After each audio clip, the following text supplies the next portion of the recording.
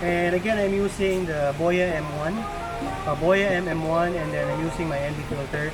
I did not use the Zoom H1N because it's too heavy. It has a battery and it has a case. And I prefer to put the mic here on the side instead here on top so I can still flip the screen. Alright, so let's try to do some shots right now, some low angle shots. So I have this, I just flip.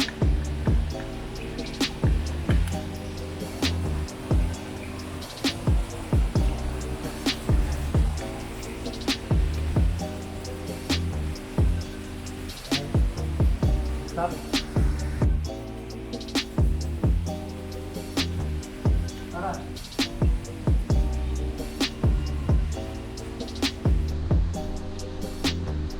Harap.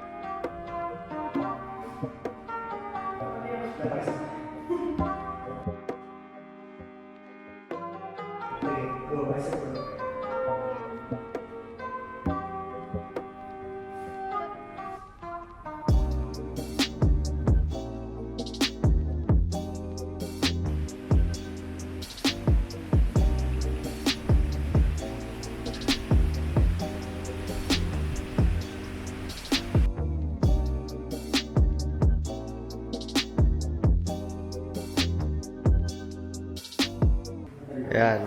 Testing. Put your baby. 1, 2, 3, go. Sa pag-release. Hindi pa isabay sa camera. Yan.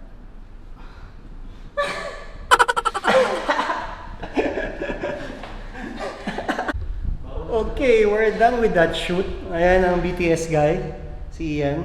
Oh.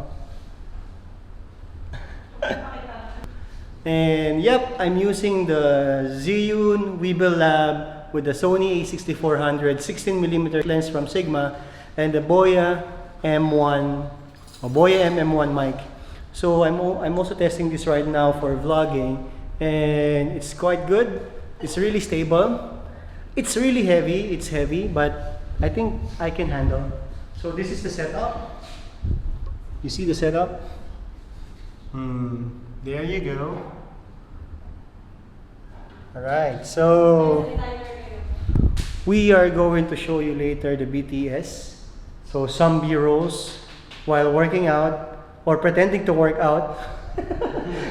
And some B-rolls outside here. This is the real workout. I think I'm going to work out as well. So see you later. Peace.